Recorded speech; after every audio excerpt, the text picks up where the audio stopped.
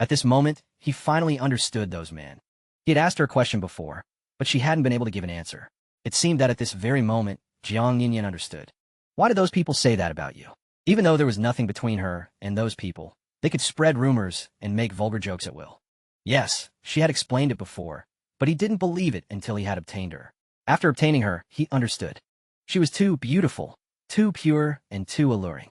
Those who couldn't obtain her simply wanted to destroy her, because she had the impulse to make people want to destroy her, to dismantle the nobility in her bones, to extinguish the unyielding stubbornness in her eyes.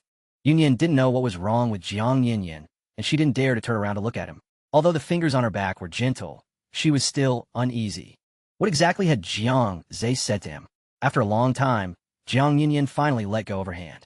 Just as she was about to breathe a sigh of relief, a pair of arms wrapped around her slender waist from behind, and then pulled her back, and Yunyan fell into his arms. Don't! You think he doesn't suspect anything? Jiang Yinyan's thin lips lightly brushed her cheek, his breath slightly hot. Yunyan's heart skipped a beat, and she looked up at him. So, he had actually known all along, right? Jiang Yinyan lowered his head, her eyes shimmering, able to make people's hearts itch. He pinched her pointed chin, raised her face, and kissed her thin lips. It was different from the previous kisses. He was rarely gentle and lingering, intricately entwining with her lips and teeth, yet deliberately not hurting her. Yunyan's heart was lifted upwards by an invisible hand, all the way to her throat. The man's lips and teeth had a cool mint flavor, with a faint hint of tobacco. Had he smoked? But it unexpectedly created a seductive allure, not the kind she disliked, but one wrapped in green grass and male hormones. After a long time, Jiang Yinyan finally let go of her, but his thin lips were still very close. He just doesn't dare to break up with me now. Yinyan realized that he was talking about Jiang Zhe. She opened her mouth, wanted to say something, but stopped. What do you want to say? Jiang Yinyan's eyes were sharp. The words Yunyan wanted to say swirled between her teeth, but she swallowed them in the end. She wanted to ask Jiang Yinyan what to do. What if Jiang Zhe continued like this? But before these words could come out, they were suppressed by reason. Ask Jiang Yinyan what to do. He wanted her for a year, which basically meant she was just there to warm his bed. She wouldn't be able to get anywhere in the open anyway. He could completely get through this year flawlessly. As for what Jiang Zhe thought, what she should do, what did it have to do with Jiang Yinyan? Yunyan gently shook her head and said nothing. Jiang Yinyan stared at her face without saying a word. You've seen it too. It's not that I don't want to call off the engagement. It's that Jiang Zhe is holding on to the excuse of the marriage alliance, and Grandma Jiang has given her approval. Yunyan added softly, so you're asking me to cut ties with him completely, and I can do it, but Jiang Zhe can't. He's doing it for profit. If you really want him to give up, it's not impossible. Jiang Yinyan slightly raised his lips. Find another suitable match. It's not hard to find such a family. Yinyan lowered her eyes. Even when the Yu family was at its peak, it was actually a step up to marry into the Jiang family. Jiang Yinyan smiled and pinched her chin again. You're scheming. Yinyan trembled slightly. When she spoke again, she was a little unnatural. I don't understand what you mean. This time, she saw the deep smile in his eyes, alluring and charming. But even with such a smile, she still couldn't understand his thoughts. Jiang Yinyan asked her in return, You really don't understand? Yunyan's heart was in her throat, and finally, under his gaze, she admitted, Yes, I wanted to ask young Master Yin for help. The word, help beautifies your intention just now. Jiang Yinyan chuckled, but his voice didn't sound angry. Yunyan pursed her lips tightly. Although she could tell the truth, saying it too honestly would ultimately be detrimental to herself. She released her lips and whispered, Does young Master Yin think I'm trying to gain your sympathy? I do hope that young Master Yin can help. After all, I can't control Grandma Jiang's decision. I've said what I need to say, and I've done what I need to do. Isn't cutting off contact with Jiang Zhe completely what young Master Yin wants? But you also know that no matter how the outside world sees it, as long as either the Jiang or Yu family doesn't nod, this marriage alliance will always be unbreakable. Of course, young Master Yin can also choose not to get involved in this mess. After all, our current relationship, she paused, her heart tightening. Young Master Yin can indeed not be disturbed by this relationship. Jiang Yinyan stared at her and suddenly asked, What is our relationship? Yunyan looked up at him, seeing that he seemed to have become serious. She couldn't judge the true intention of his question for a moment. Was he reminding her? She opened her mouth, and, after a long time, she said with difficulty, Just your bed partner. In the end, she had been too demanding. She had given him her first time, and she thought he would be somewhat touched. Yunyan lowered her eyes. Huh, was that hymen really that valuable? Jiang Yinyan didn't speak, silently staring at her. Yunyan didn't want to talk about this anymore. Perhaps this was his real purpose. On the one hand, he demanded that she break up with Jiang Zhe completely. But on the other hand, he allowed Jiang Zhe to pester her relentlessly, and his greatest pleasure was watching her suffer. Yunyan, Jiang Yinyan spoke. His voice was low and deep, always carrying a bewitching meaning in the quiet night. Yunyan's shoulders trembled slightly. Jiang Yinyan had never called her that before. He had previously called her Miss You, and now he would call her Miss You in a mocking tone. Only last night in bed had he called her name, Yunyan, Yunyan. Even in the depths of passion, those two words sounded good coming from his lips. Then Yin would be like a light sigh, low and slightly elongated. She subconsciously raised her face to look at him. Jiang Yinyan asked, "You agreed to stay by my side for a year for Yu Zhuanzhou's future, and to call off the engagement with Jiang Zhe? What? Calling off the engagement with him is just because of my request?" Or, he reached out and pinched her chin, forcing her to look him in the eyes. "Are you truly doing it for him?" Yun Yin's eyes flickered, and her lips parted slightly, but she didn't say anything. Jiang Yinyan leaned closer to her, word by word. "Are you using me?" "I didn't." Yun Yin immediately denied. Jiang Yinyan looked at her, his tone cold. "You were well aware that your father would hand over the reins to Yu Wanzhou when you agreed to the marriage alliance with the Jiang family for the benefit of the Yu family. You spared no effort to pave the way for him, even willing to sacrifice your own life. And now, knowing that the Jiang family is unstable and that Jiang Zhe may not be a reliable partner, you had the idea of calling off the engagement a long time ago, but you're using my request as a cover. What did Yu Wanzhou promise you?" Yun Yin frowned. "I don't know what you're talking about." Jiang Yinyan pinched her face. Although the force wasn't great, it was difficult to break free. His pupils narrowed slightly, and his imposing manner was subtly intimidating. "Yun Yin, it's not that I don't know about Yu Zhuanzhou's situation." Yun Yin gasped and stared at him in astonishment. Seeing her expression, Jiang Yinyan felt an inexplicable annoyance rising in his chest. The anger spread to his eyes and burned fiercely. He said coldly, "I've been in the Yu family for so many years. Do you really think I'm deaf and blind?" Yun Yin's breathing became rapid, and a sharp pain shot through her temples. After a long time, she suppressed the rolling emotions and said calmly, "So, what is young Master Yin suspecting?" Jiang Yinyan frowned. "No matter who I'm facing, I haven't overstepped my boundaries. Isn't young Master Yin very clear about that? So what else do you want from me?" Yun Yin asked him, each word clear. One sentence left Jiang Yinyan speechless. After a long time, he suddenly laughed, pinching her chin. This time, he used a lot of force, so much so that Yun Yin felt that he wanted to crush her chin.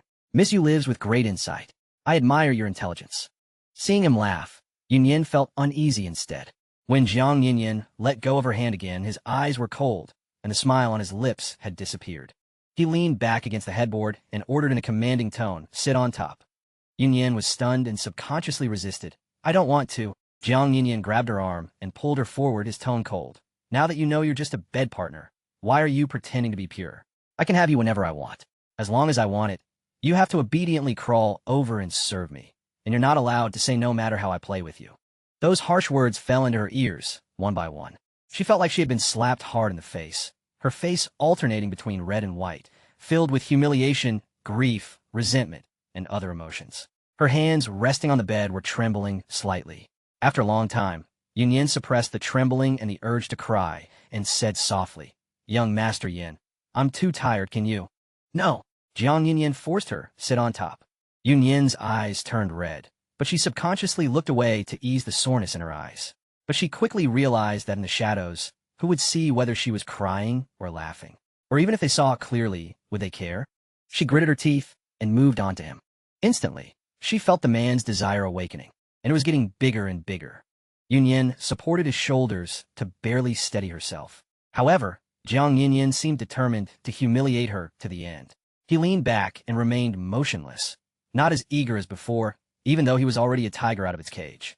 He commanded indifferently, "Take the initiative." Light gradually appeared outside the window, and the darkness of the sky was finally devoured little by the faint light. The man's face gradually became clearer, along with his eyes, which seemed to be covered in black mist, deep and terrifying. As he said these words, his gaze gradually moved down from her face until it landed on her groin. Yun Yin wanted to cry, but had no tears. She was extremely nervous. Jiang Yinyan raised his hand, his fingers landing on her flat abdomen, stroking it as if by accident. He smiled as he stared at her. "You should know how to do it for Yuan Zhou," I said. "You have to try to please me this year, otherwise it will be Yuan Zhou who suffers." He's just an ant to me now. It would be easy for me to crush him to death. Yunyan's chest rose and fell, and her throat was choked. The man smiled and asked her, "So, you still don't know how?" I know how. Yunyan had to lower her head. Jiang Yunyan's lips curled slightly, seemingly very satisfied, but there was no smile in his eyes at all, just coldness. Yunyan knelt up slightly, holding Jiang Yunyan's shoulders with one hand. At this moment, all kinds of humiliation snaked up from the bottom of her heart, and tears that she had endured again and again still slipped down. They flowed along the corners of her eyes and dripped onto the man's solid chest. The man's body was hot, but she was cold all over. It wasn't until noon the next day that Jiang Yunyan released Yunyan. Perhaps he really had official business to deal with, as he made several phone calls in the reception area. Yunyan was sent back by Lao Lu. After entering the elevator, she leaned against the metal wall, her face pale in the mirror, her eyes slightly red and swollen, her lips as red as fire, her throat dry and sore, and she didn't even dare to touch it. Her legs didn't feel like her own, and her groin hurt terribly. She felt extremely uncomfortable. Even though she had eaten in the hotel room, her stomach was still cramping. Fine beads of sweat appeared on her forehead, but she felt chills all over. She had felt uncomfortable in the car, nauseous, wanting to vomit, and her body couldn't stop shaking. Lao Lu's eyes were sharp, and he asked her about it, but she didn't say much, only saying that she was too tired. How could Lao Lu not know what had happened these past 2 nights? So he didn't ask any further. When they arrived at the door of her house, Yunyan hadn't even had time to open the door when it was open from the inside. She looked up and froze. Yuanzhou. Just like Yunyan had a spare key to Yu Zhuanzhou's house, Yuanzhou could also enter her house, but he would always greet her before coming. This time, he didn't. She had Yu Zhuanzhou's loungewear here. Every time he came back from a business trip, he would always come to her house to see her first, or when he came to freeload a meal, he would change into the loungewear. Yuanzhou was still in his formal attire, shirt, suit, and trousers, as if he had just returned from the company. He looked haggard, with new stubble faintly visible on his chin and bloodshot eyes, as if he hadn't slept all night. Yunyan was surprised and asked him when he had arrived. Yuanzhou took her bag and looked down at her changing her shoes. Yesterday. Yunyan paused in the action of putting on her slippers and looked up at him. There was a faint emotion suppressed in his eyes, dark and unfathomable. He added, "When I called you." Her heart skipped a beat, and she lowered her eyes and said softly, "Didn't I tell you? Xiaomin, you're not Xiaomin's house. Where did you go?" Yuanzhou interrupted her, his brow stern. Yunyan felt anxious. Logically speaking, Xiaomin wouldn't have let it slip, so the only possibility was, "You went to Xiaomin's house." I guarded Xiaomin's house until late at night, and saw Xiaomin only come home after socializing late. She didn't seem to be in any trouble. Yuanzhou stared at her, saying each word distinctly. Yunyan's head hurt even more. To be honest, she really didn't expect Yuanzhou to be so meticulous. She felt terrible, and the thing she wanted to do most now was to rest well. Explaining any further would only waste her energy. She sighed softly. "Zhou, I'm very tired and want to rest. Why don't you go back first, and I'll talk to you later." Yuanzhou also noticed that her face was not right. He grabbed her and was shocked to feel that she was very hot. He raised his hand to touch her forehead, but spotted the red marks on her neck. His eyes narrowed, and his thin lips were almost pressed into a line. Yunyan saw him freeze, looked up at him, and was startled by his expression. Seeing him staring intently at the direction of her neck, she understood. Yes, neck, collarbone, and chest. If it weren't for her clothes, he would have seen even more. "Where did you go last night?" Yuanzhou said coldly, the large hand gripping her arm tightly. Yunyan opened her mouth, but the dizziness and nausea were getting stronger and stronger. She said softly, "Zhou, where I went and what I did is my private business." Yuanzhou narrowed his eyes slightly. "You're being so clear with me? Are you saying that I'm not qualified to ask about your affairs? I don't want to argue with you. I want to rest." She pulled her arm away. Yuanzhou stared at her back and suddenly asked, "Is it Jiang Yunyan?" Yunyan ignored him and walked towards the bedroom with heavy steps. Her reaction made Yuanzhou frown. He strode forward and grabbed her, but he saw cold sweat on Yunyan's forehead, and the next second, her legs went weak. Yunyan. A yin was like a shadow. To be precise, he was Yunyan's shadow. Wherever Yunyan was, a yin was there. A Yan's conscientiousness pleased the Yu family, but Yunyan's close friends always asked her, "Isn't it boring to always have a bodyguard with you?" Yunyan didn't think, so that a yin never interfered with her. In public, he would stay closer to her for protection. When there were fewer people, he would give her enough personal space, staying slightly further away. In short, he was always there when she turned around. That year, Yunyan was in her prime, and she was growing more beautiful. She was the apple of a Yu family's eye and Yu Yuan's pride. Because a yin was there, Father Yu was happy to bring Yin to various business banquets and gatherings. Everyone who saw the Yu family's daughter couldn't help but praise her. In that year, Yin was 19 years old. Although still in his youth, he had the physical conditions of a full-fledged man, tall and well-built. He was no longer the skinny boy he was when he first arrived at the Yu family. Compared to his youth, Yin was even more silent and unsmiling to outsiders, even when facing other members of the Yu family, except for Yin. Only when he saw Yin did his eyes soften. Naturally, some of the Yu family were unhappy with Yin being her bodyguard, especially since Yin valued him so much. Secretly gathering a group of people to block Yin, they wanted to break his leg. How the several strong men wielding weapons rushed at him, and how Yin kicked them away. The weapons in their hands became Yin's helpers, quickly breaking everyone's arms and legs. The time Yin was ganged up on was the second year he came to the Yu family. At that time, Yin was still young and was shopping with 2 nannies.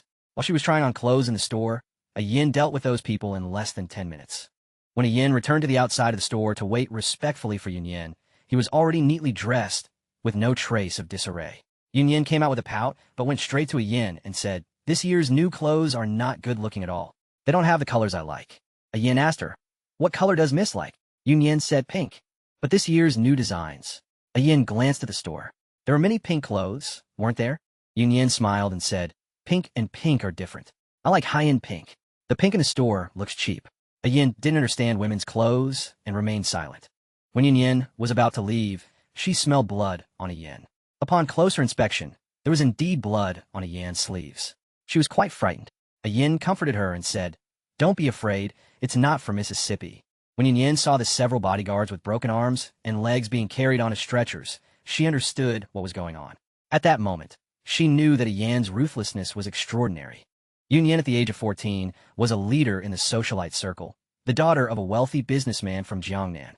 Her smile was enough to captivate a city, and her eyes were already full of charm in her youth. At a gathering, a middle-aged boss got drunk and told the people around him, "It's a pity that the Yu family's daughter is not yet an adult. If she were over 18, I would want to play with her. She's so tender that you could pinch water out of her." The others were also unreserved, laughing lewdly. "It's thanks to her status as the Yu family's daughter. Otherwise, who would care whether she's an adult or not?" There are many people who like that. The next day, the middle-aged boss had his tongue cut out.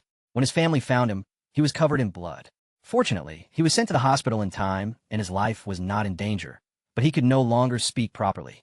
The other person who was with him had all his teeth pulled out, which was also tragic.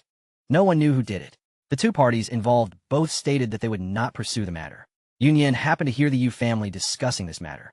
When she saw Yin, she kept saying that her tongue hurt and her teeth hurt. Knowing that she had heard about it, Yin coldly reprimanded the nannies around her, ordering them not to talk too much and frighten the young lady. Yin told Yin, "You look too scary when you're angry." Yin slightly relaxed his brow. "If Miss is afraid, I won't get angry in the future." But even if Yin didn't get angry, he would still be stubborn and ignore people. It was the time when a socialite couldn't help but jump into Yin's arms. Not only did Yin not catch her, but he pushed her away. The socialite fell quite badly, sprained her ankle, and angrily pointed at Yin's nose and cursed. "You're just a bodyguard. What's so great about you? It's your fortune that I looked at you. Don't be ungrateful." Yin reprimanded Yin for this.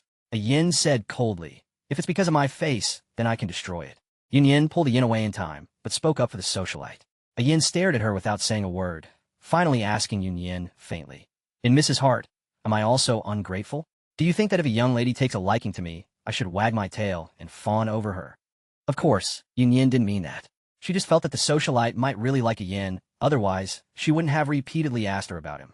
Yin ignored her. Although he was still protecting her safety, it was as if it was his duty. He didn't talk to her anymore. That year, although Yin was not yet an adult, she was still clever. She deliberately twisted her ankle while walking. Although it didn't hurt much, she still sat on the ground and cried hysterically, insisting that her bones were broken. Yin stepped forward, knelt down on one knee to check her foot, and then carried her up. She asked him, "Are you going to send me to the hospital?" "I'm afraid of going to the hospital." Yin spoke, saying that they were not going to the hospital. "Mrs. Foot is fine. The bone is not broken." She smiled sweetly and said, "I knew I couldn't hide it from you." Yin tilted his head to look at her. "Yin, you can't ignore me. If you ignore me, I'll be very sad." When Yin opened her eyes, she found herself in the hospital, in a private ward.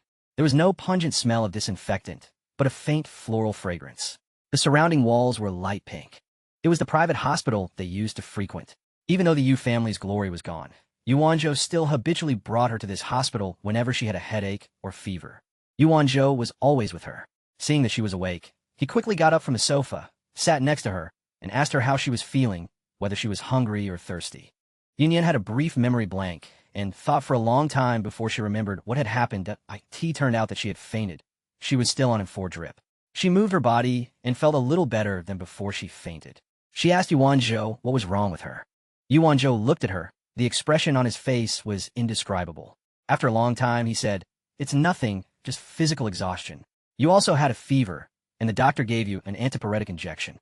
Physical exhaustion. Wai Yunyan understood the expression on his face when she heard those 2 words. She sighed softly and didn't say anything, just gave a soft "oh." Yuanzhou looked at her and didn't speak either. Silence fell all around. How could Yunyan not understand Yuanzhou's thoughts? Especially since she was in the hospital again. The doctor could clearly explain the situation. She wanted to sit up.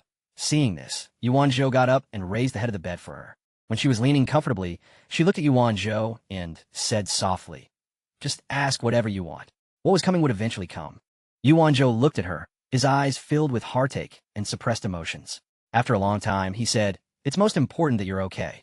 Yunyan looked at him with gentle eyes, but he lowered his head and, after a long time, still said, "Yes, Yunyan, I really want to know if that person is..." He looked at her. "Is it Jiang, Yunyan?" "Yes." Yunyan didn't hide it from him. Wai Yuanzhou's thin lips tightened, and his fingers clenched unconsciously. "My affair with him can't be explained in a sentence or 2. It has something to do with me, doesn't it?" Yuanzhou hit the nail on the head. Yunyan was afraid that he would think that way, but in reality, Yuanzhou wasn't stupid. How could he not understand the twists and turns? She thought about it. "I did ask him for help about your matter, but Zhou, my relationship with him is not entirely because of your matter. You don't need to feel guilty. And precisely because the other party is Jiang Yinyan, I'm even relieved. This time you suffered because of me, Zhou. Zhang Xianwen wants to take revenge on me, and you became a victim. He wants to use you to manipulate me. I would rather bow to Jiang Yinyan than submit to Zhang Xianwen." She freed her hand that wasn't on the 4-drip and gently took Yuanzhou's hand. "If I have to talk about guilt, I feel even more guilty towards you." Her hand was tightly grasped by Yuanzhou. She could feel his fingers trembling. He lowered his face, and after a long time, his voice was hoarse. "I'm sorry, I couldn't protect you. We're family. Why are you saying sorry? I'm your sister. You're being too polite." Yunyan grabbed his hand in return. "I'm really fine. Jiang Yinyan is better than Zhang Xianwen, right? Now that I have Jiang Yinyan, Zhang Xianwen doesn't dare to do anything to me. Leave him. I don't need you to do anything for me. The Jiang family's affairs are too messy, and I don't want you to get involved again." Yuanzhou said softly. Yunyan smiled slightly. "I know what I'm doing, Zhou. The most important thing now is to transfer the assets. Nothing is more important than you." Yuanzhou felt heartache and looked up at her. "Jiang Yinyan doesn't treat you like a human at all. If he cared about you even a little, he wouldn't have worn you out like this." He hated it. He wished he could kill Jiang Yinyan, especially after hearing the doctor's words. The doctor misunderstood and thought he was her boyfriend. After putting Yunyan on the 4-drip, he called him to the doctor's office and gave him a lecture. Logically speaking, outsiders shouldn't interfere with the affairs of you young couples. But as a doctor, I still have to say a few words to you. You're a grown man. Is it good to torture a young girl like this? Look how swollen she is down there. Is it her first time? Even if it's your first time, you should be more restrained. Girlfriends are for cherishing, not for venting." Yuanzhou blamed himself deeply. He had harmed Yunyan. He had pushed her to that demon. Yunyan comforted him. "I'm really fine, Zhou. Now, the only 2 people who can do things for the Yu family are you and me. Don't feel any guilt, whether I'm doing things for you or you're doing things for me. It's all what we should do." Yuanzhou clenched his teeth tightly, his pupils turning red. Wai Yunyan sighed softly and patted his hand. "It's most important to save the Yu family, Zhou. Don't forget that." Yuanzhou looked up at her, wanting to say something but stopping himself. The phone rang. It was Yunyan's. She wasn't convenient to answer it, so Yuanzhou answered it for her. The ward was very quiet, and the voice on the other end of the phone was clear. "I have a social engagement tonight. Old Lou will pick you up. Wait for me at the hotel first." Yunyan's face turned pale instantly. Brother Ian. This was the name Yuanzhou used to call Ian. Today, he called him that on purpose to remind him of his past identity. When Yuanzhou first met Ian, he didn't think much of him, or rather, he didn't take him seriously at all. Even though Ian was only 9 years old at that time, he still wondered why his father brought back a teenager to be his sister's bodyguard. That teenager didn't look strong at all, and compared to the burly bodyguards at home, he seemed completely defenseless. How could he protect his sister? It wasn't until he saw Ian knock down the bodyguards at home that he realized this teenager was no ordinary person. At first, he didn't call Ian Brother Ian either, just like Yin. He just called him Ian every day. Ian wasn't very talkative, and even though Yuan Zhou was a young master, Ian was very clear about who he needed to protect and didn't care about anyone else. Later, Yuan Zhou was completely won over by Ian because of an injury. Ian was injured while protecting Yunyan. The rival family had evil intentions to seize the market and secretly brought in mercenaries to kill. Yunyan became a soft target and was taken away by the leader of the mercenaries, initially to threaten the Yu family into making concessions. The Yu family, knowing the other side was ruthless, didn't dare to report it to the police and met their demands. Unexpectedly, the other side, having gained the advantage, wanted to kill the witnesses and told the mercenaries to clean up the mess. At that time, none of the Yu family's bodyguards could be of any use. They were all knocked down before they could get close to the mercenaries. It was Ian who rescued Yunyan, and it was also his last year in the Yu family. That year, Ian was already an adult with extremely strong male vitality. He carried Yunyan back, and both of them were covered in blood. Later, it was found out that all the blood was Ian's. He had been stabbed in the abdomen, and the wound was only briefly treated. That scene was unforgettable for Yuan Zhou. At that time, Ian was like a blood-stained Azura, tall yet broken, coming from the battlefield of death, protecting the person in his arms safely. From that moment on, Yuan Zhou called him Brother Ian out of respect and gratitude. Yunyan didn't need to be hospitalized. After Yuan Zhou paid the relevant fees, he took Yunyan home. Back to his home. Yunyan didn't want to go at first, and she was always on edge in her heart. In the hospital, Yuan Zhou was clearly provoking Jiang Yinyan's anger. She didn't know what would happen next. At that time, Jiang Yinyan was very quiet on the phone. After Yuan Zhou finished speaking, he just casually said, "At your place?" Yuan Zhou had a deliberate intention. He said yes. Jiang Yinyan didn't say anything more and ended the call. Yunyan's unease was precisely because of Jiang Yinyan's calmness. She wasn't sure if his calmness was just a facade or if he truly didn't care. But she had a vague premonition that this matter wouldn't just blow over like the wind. Yuan Zhou showed an unusual assertiveness, perhaps because she was in the hospital, so he almost forcibly took her home without considering her wishes. "Stay here tonight. You have a place to stay, don't you?" Yuan Zhou's tone was firm. After a moment's thought, he added, "For the next period of time, you'll stay here. Don't go back home for now." Yunyan sighed. She actually wanted to tell him that this was meaningless. Don't think about anything. Just rest well these days." Yuan Zhou gently took her hand and held it in his palm, his tone resolute. "If you feel bored, after we're done with this period of time, we'll go on a trip to wherever you want to go."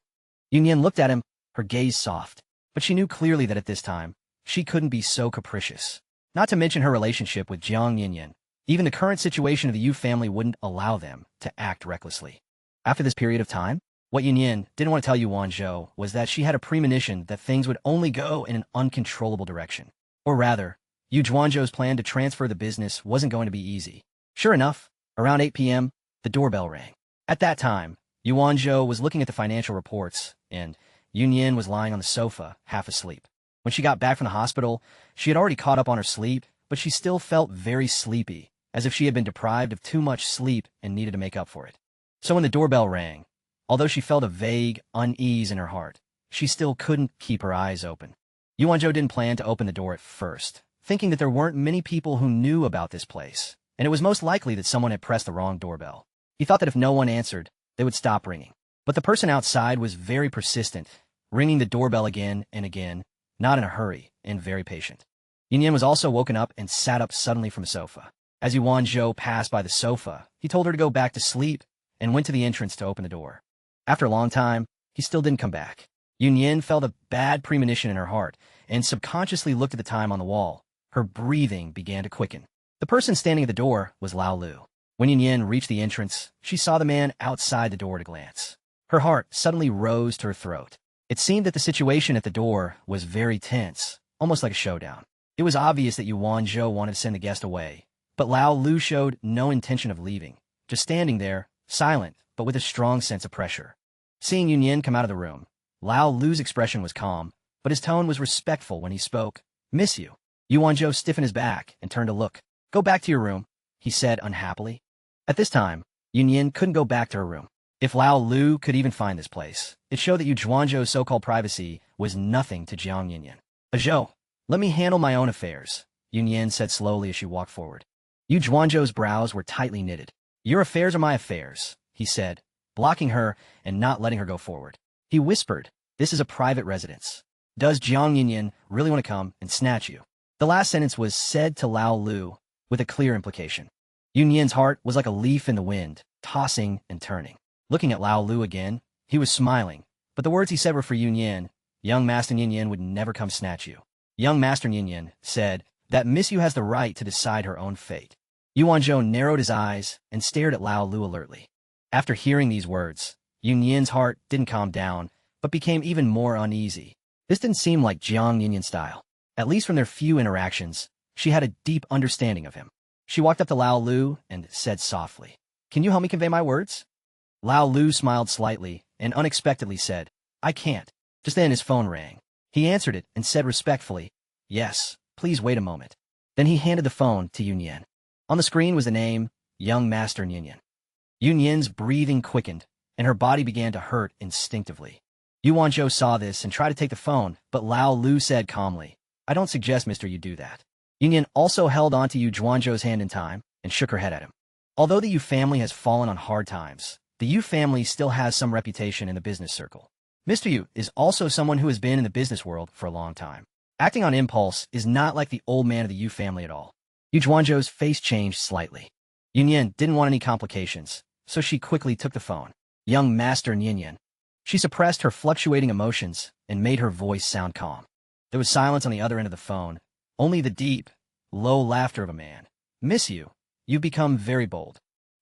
Yinyan wanted to say something but stopped, lowering her voice. "I really don't feel well today."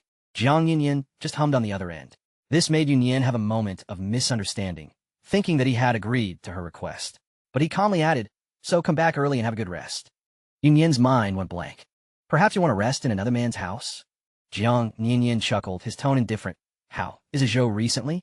He just called me Brother Yinyan on the phone. I suddenly felt that it's been a long time since I've seen him." Yunyan pursed her lips, her breathing quickening. Jiang Yinyan's voice was deep and magnetic, and it was so pleasant to the ear. But the words he spoke sent chills down one's spine. "I heard he wants to move the factory back to Jiangnan. Just the related procedures are a headache. Do you want me to help him?" Young Master Jiang. Yunyan suppressed the growing unease in her heart and said softly, "I'll go with old Lu." "All right." After hanging up, Yunyan handed the phone to old Lu and asked softly, "Give me a few minutes." Old Lu nodded slightly. 5 minutes. Then he left the door. Yu Jianzhou looked at her in disbelief, his eyes filled with worry and pain. "What did he say to you?" "Zhou, I'm doing this of my own will." "Yunyan, let me finish." Yunyan interrupted him softly. "I know exactly what I'm doing, Zhou. Right now, you need to focus on the Yu family. Since we've decided not to get involved with the people in the Beijing circle, we need to avoid offending them as much as possible. Sacrifice you to protect the Yu family?" Yu Jianzhou's eyes were swollen with pain. "Then what am I? When I agreed to marry the Jiang family, it was also for the sake of the Yu family." Yunyan patted his shoulder gently. "It's no different, Zhou. Don't be childish. The Yu family still needs you." What old Lu said earlier was right. Although the Yu family is in decline, it still has some reputation. It's all because of our father's hard work. We can't let all that effort go to waste. Also, no matter what, for now, Jiang Yinyan is like a protective card for us. Of course, in Jiang Yinyan's eyes, everything about the Yu family could be used as a weapon against her. But at the same time, because of Jiang Yinyan, the Yu family has avoided a lot of trouble. For example, Zhang Xianwen, at least for now, wouldn't dare to make any moves against her and Zhou. It's hard to say who's using whom. Jiang Yinyan saw through this better than anyone else. Don't act on impulse, Zhou. You've always been steady. Now more than ever, you need to be patient. Yunyan tried to persuade him. "I'm really fine. Don't worry." Yu Jianzhou pulled her over and hugged her tightly. His arms were strong, almost squeezing her into his body. After a long while, he said hoarsely, I'm sorry." This was the first time Yu Jianzhou felt so helpless. At the same time, he felt a deep sense of powerlessness. He couldn't protect the people he wanted to protect, nor could he do what he wanted to do. He felt like he was stuck in a sticky darkness, unable to move up or down, only able to watch helplessly as the most important people in his life drifted away. Old Lu came in the nanny car. Yunyan thought Jiang Yinyan was in the car and felt nervous as she walked towards it. But when she got in, she didn't see Jiang Yinyan. Old Lu told her that young Master Jiang was still at the banquet. Yunyan didn't feel relieved. At least she could be sure that he was sober now. She was afraid that if he got drunk and returned to the hotel, today's incident wouldn't be over. Who knew if he would become even more aggressive when drunk? As the car drove out, Yin tentatively asked old Lu, "How much can young Master Jiang drink?" In her memory, a Yin never drank alcohol. As a bodyguard, he had to stay sober at all times. Old Lu drove steadily, especially tonight. He wasn't driving fast. That's right. Jiang Yin hadn't returned to the hotel yet. "Are you worried that young Master Jiang will get drunk?" Old Lu asked pointedly. What kind of person was old Lu? He had been by Jiang Yinyan's side for many years and was trusted and valued by him. His eyes were especially sharp. There was no need to beat around the bush when dealing with a smart person. So, Yinyan admitted yes. Today's incident will make him unhappy. I'm afraid he'll get drunk and act crazy. Old Lu smiled slightly. "Miss you, you're overthinking it. At least for now, no one dares to force young Master Jiang to drink." Yinyan thought about it and realized he was right. With Jiang Yinyan's current status, people would probably be begging him to drink. Who would dare to force him? Relax. Old Lu held the steering wheel firmly and added, "I've been by young Master Jiang's side for many years and have never seen him drunk." How could Yinyan feel at ease? Whether Jiang Yinyan was drunk or sober, her days were never easy. After a long while, she asked again, "Isn't young Master Jiang always reluctant to go to such events?" He disliked showing up in public and preferred to operate behind the scenes. This was how the outside world described Jiang Yinyan. Old Lu glanced at Yunyan in the rearview mirror. Just that one look was very complicated. Yunyan didn't understand old Lu's look, but sensed that she had overstepped and asked an inappropriate question. So she turned her head to look out the window and remained silent. The night outside was dispelled by the neon lights along the way, and large patches of light splashed onto the car window, faintly reflecting a woman's face. Pale and haggard, her eyes seemed to hold a primordial chaos, with surging emotions forcibly suppressed. Old Lu didn't answer her question in the end. He didn't say anything else throughout the journey. When they arrived at the hotel, Yunyan still didn't see Jiang Yinyan. Before leaving, Yunyan mustered up her courage and asked old Lu, "Will young Master Jiang come back to the hotel tonight?" After asking, she felt strange, as if she was anxiously waiting. She was indeed very anxious, fearing that Jiang Yinyan might return suddenly.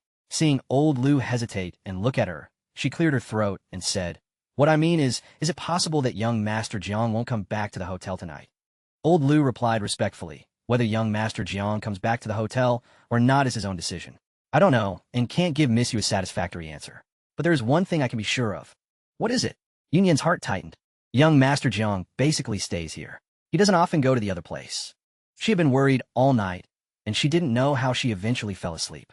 Sometime, she wasn't sure what time, Yunyan felt in a daze that there was someone beside her, seemingly taking off her clothes. The movements were very light. It tickled, so she reached out and gave a push, vaguely pushing against the chest, a hard one. She murmured in protest, but her eyelids felt as if they were glued shut and wouldn't open. Then, it felt like someone was kissing her. Butterflies seemed to land on her forehead, the tip of her nose, ever so lightly. After that, she fell into a deeper sleep, having many jumbled dreams. One moment she dreamed of her childhood, the next of her school days.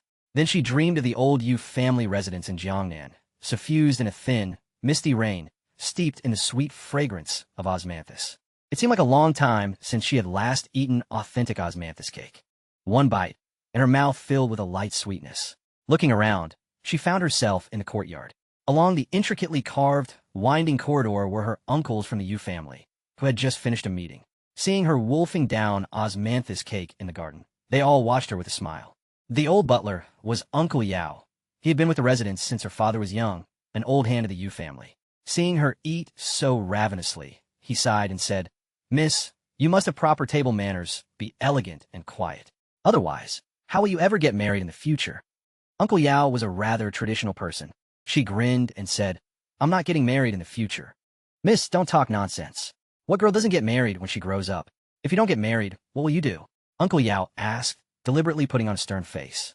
She held the osmanthus cake in one hand and thought for a long while. Her eyes flickered to the man under the camphor tree, and she said with a smile, "Then I'll make the world my home and travel everywhere. Anyway, with a yin here, I'm not afraid of anything at all." Her words were wrapped in laughter, and she didn't know if a yin under the tree had heard. He only glanced in her direction. "A yin, a yin." When Yin opened her eyes, this name from her dream was still echoing in her mind.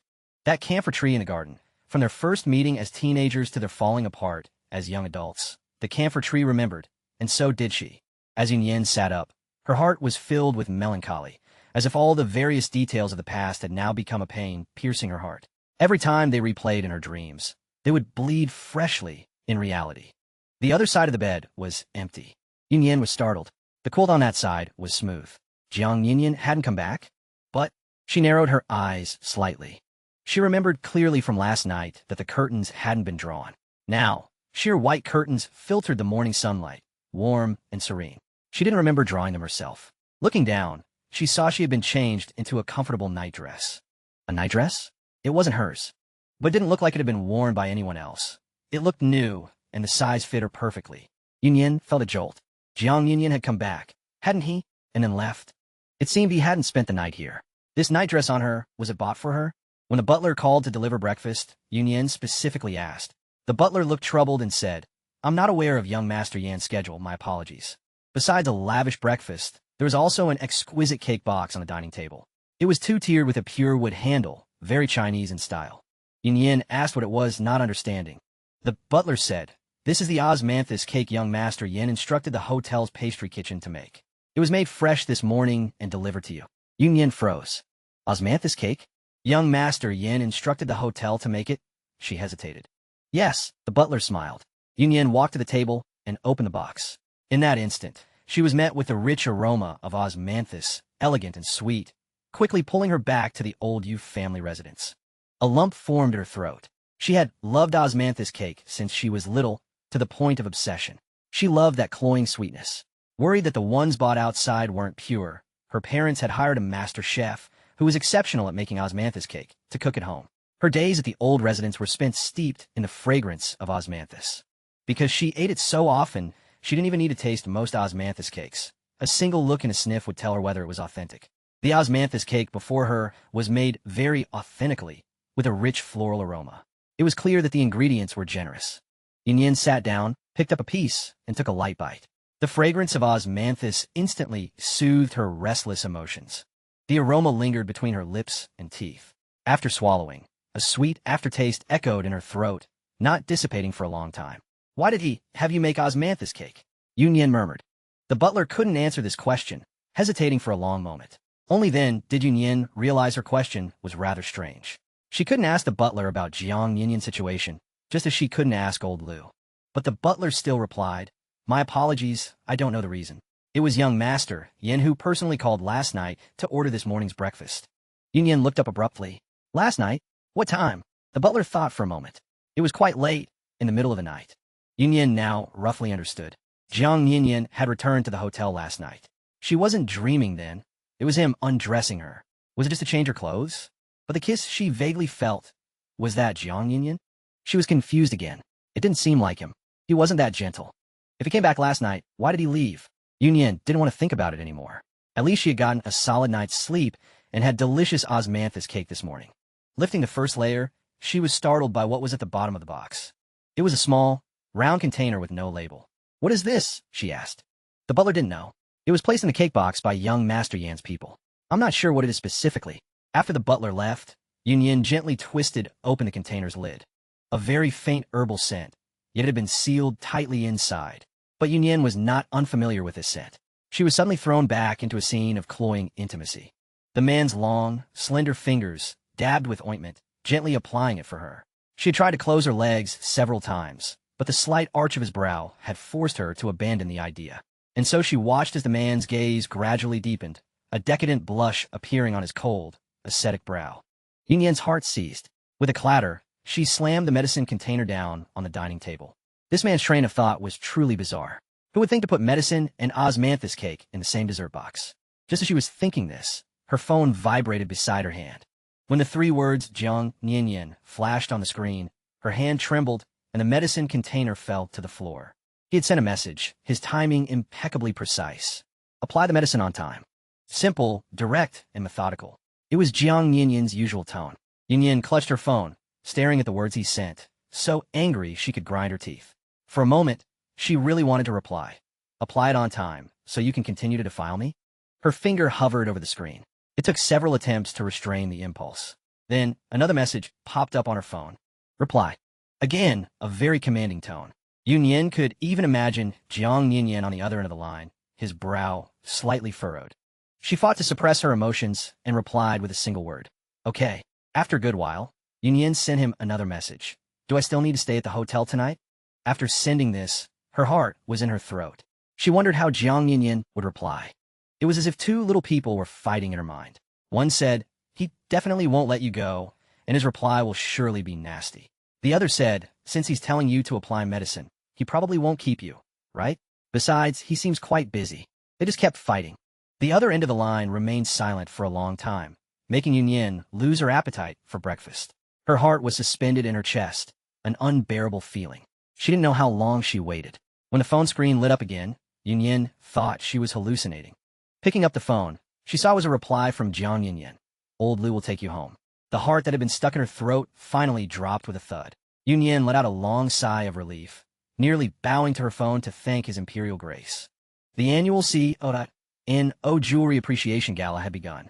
This event caused a sensation every year, as it would showcase the world's newest creations, and often, the most valuable pieces of jewelry would appear on site. Besides the jewelry, the Appreciation Gala was the main event.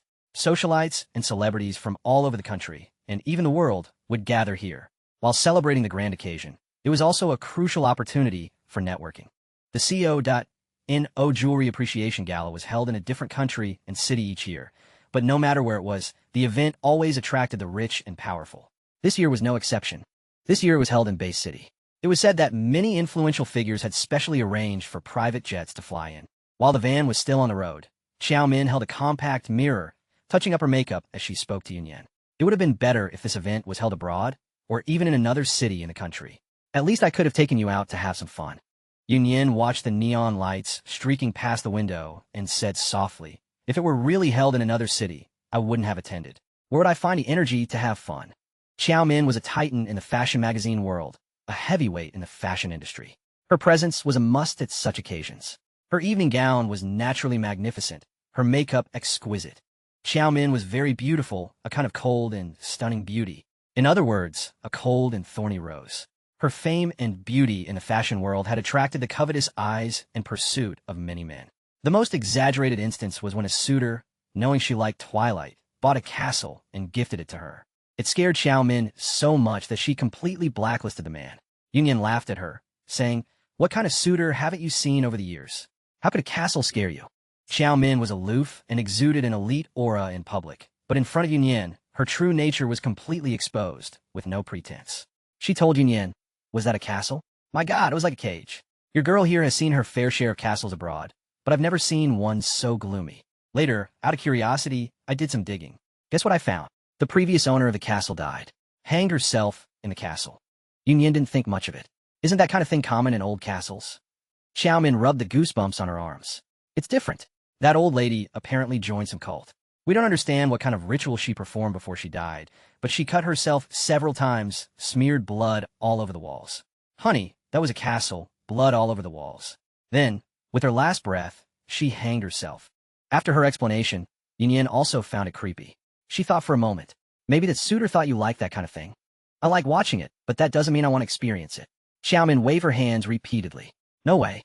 I just want a normal relationship. In this circle, having a normal, ordinary relationship was too difficult. Yunyan helped her adjust her brooch.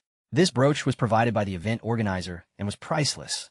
Xiao Min gently took her hand, her tone earnest. I know that you family's difficulties right now, but you can't push yourself too hard. When it's time to relax, you must relax. And tonight, she sighed softly. Don't force yourself either. Just stay by my side tonight. Yunyan hummed in agreement. In the past, you interacted with people in this circle for fun, without any conflicts of interest. With the Yu family's current situation, there will be no shortage of snobs at the event. So if you can't stand it, you don't have to put up with them. All right, I know. Yunyan chuckled lightly. Don't worry, I'll see how things go. Socialites, debutantes, the rich and powerful were all at this banquet. The Yu family's struggling business had ties to the jewelry industry. It had been the key to the Yu family's successful breakthrough to become a renowned merchant family in Jiangnan in the early years. Later, even when her father inherited the family business and expanded its investment portfolio, he never abandoned its foundation. This was also why Yu Wanzhou now wanted to preserve this part of the business. In truth, Yunyan was very averse to such occasions. How big could the circle of debutantes and powerful figures be? She would always run into a few old acquaintances, and there would inevitably be a round of overt and covert insinuations. Or perhaps Yunyan knew this circle too well. Wasn't the reason she used to be the center of attention because of the Yu family's fortune?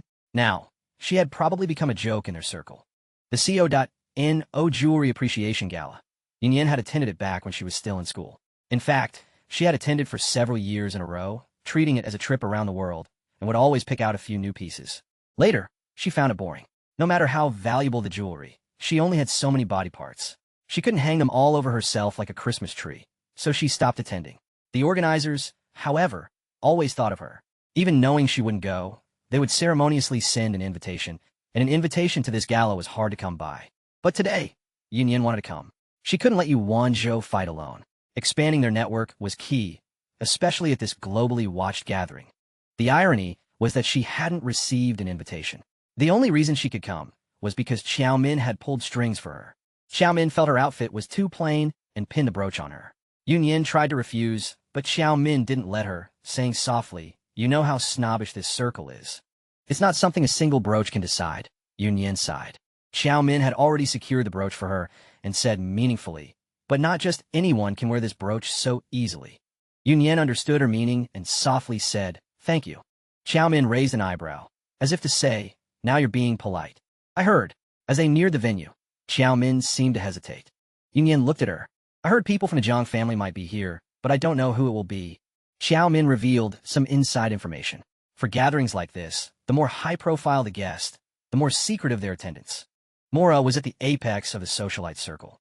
Her mother was of Chinese descent and had close ties with the elite circles in Beijing and Shanghai. Her father was a renowned French luxury goods magnate, his power and influence intricate and widespread.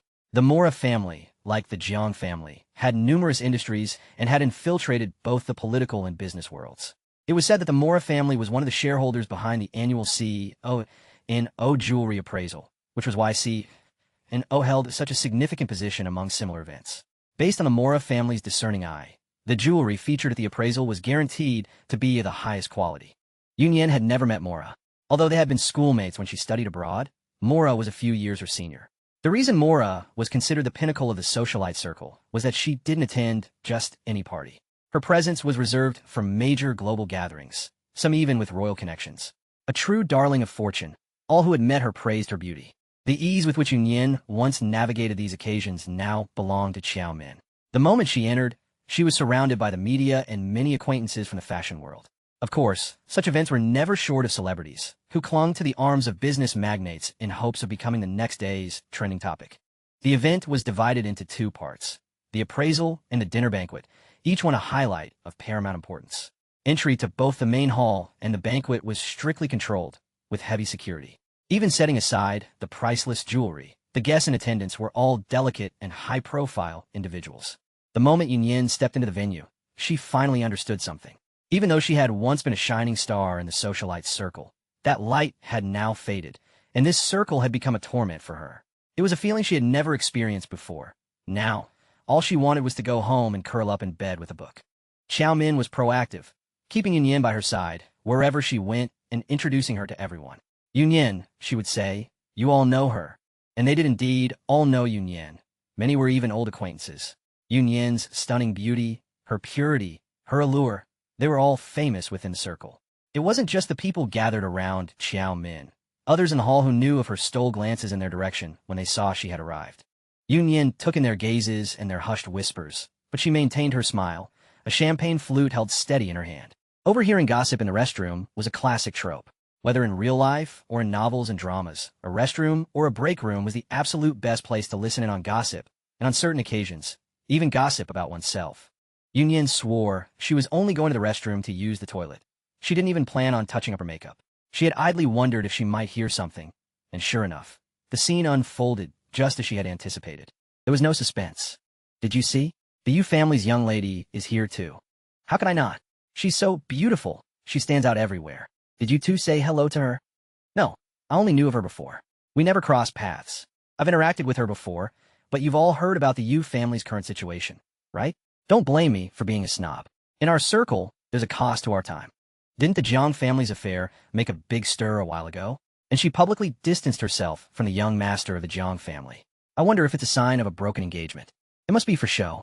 In their current state, how could the Yu family possibly break with the Jiang family?" "Hey, did you guys hear? Zhang Xianwen threw a party a couple of days ago, and Yin went." "A party hosted by young Master Zhang? I didn't hear about it. It was a Beijing circle party, not a business banquet." Could you even get in? I heard it was at the Hongyu Club. Hongyu Club? How did Yun Yin get in then? Even before the Yu family's troubles, she wouldn't have been able to get in just based on her socialite status.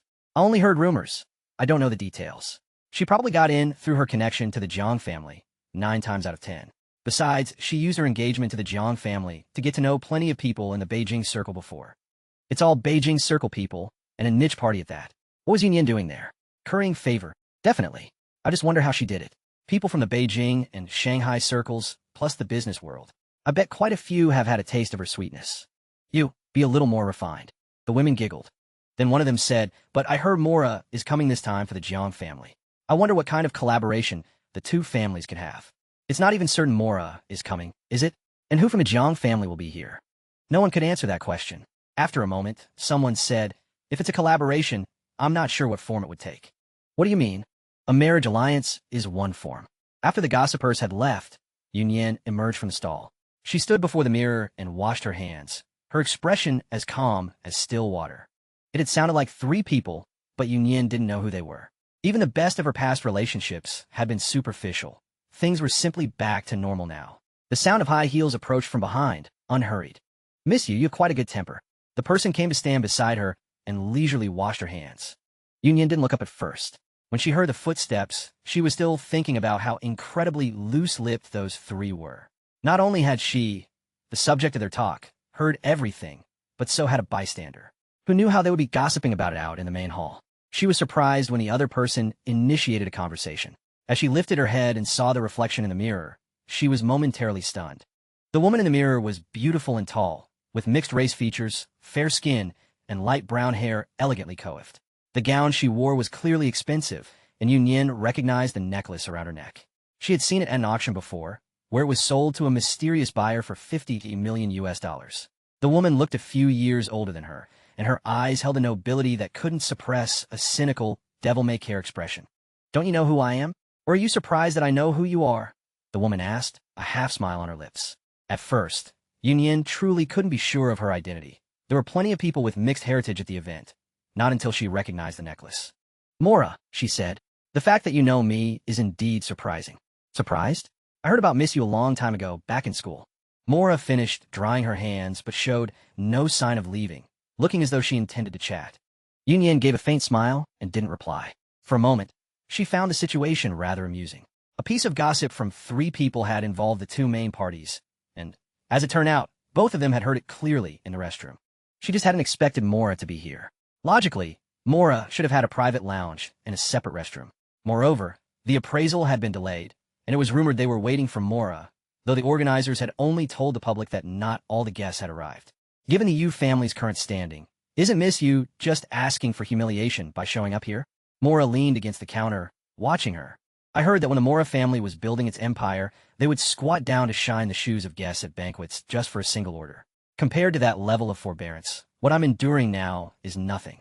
Yun Yin's voice was light and calm, neither servile nor overbearing, like a clear mountain spring murmuring to life. Mora's expression changed slightly. She sneered. You want to compare yourself to my grandfather? You look so soft and weak. I doubt you can change anything. Then let's talk about Miss Mora's mother, Ms. Ling Lan, who was also a gentle and seemingly delicate woman. Yun Yin tossed the hand towel into the waste bin and met Mora's gaze.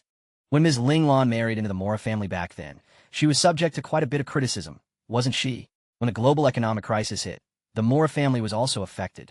Ms. Ling Lan expended a great deal of effort to stabilize her husband's and the family's foundation. I imagine there were many times she had to swallow her pride. Hearing this, Mora wasn't annoyed. Instead, she looked at Yun Yin with great interest. Yun Yin found her lack of urgency strange. Aren't you going to the main hall? What's the hurry? Let that crowd wait, Mora said flippantly. What? Is there someone in the hall you care about, waiting for this to end quickly? That wasn't it. She just felt that this Mora was different from what she had imagined. The arrogance was there, her background guaranteed it. But besides arrogance, she also had a rebellious streak and a tendency to observe everything with the cool detachment of a bystander. Mora spoke again. You knew I would be here all along? Yun Yin smiled slightly. One doesn't need to deliberately investigate the Mora family situation. Many of your stories have become classic case studies in business schools. Oh, Mora said, I thought Miss You had done her homework beforehand. And then, Mora took a step forward, closing the distance between them. Miss You, you've humbled yourself to attend this event. Isn't your goal the remnants of the Yu family's business? The Mora family has a vast number of industries. If you can please me, it would be as good as grasping the top tier of this gathering of the rich and powerful. Yun Yin's smile never wavered, and she didn't seem particularly flattered by the words. Mutual benefit is the key to maintaining long-term relationships.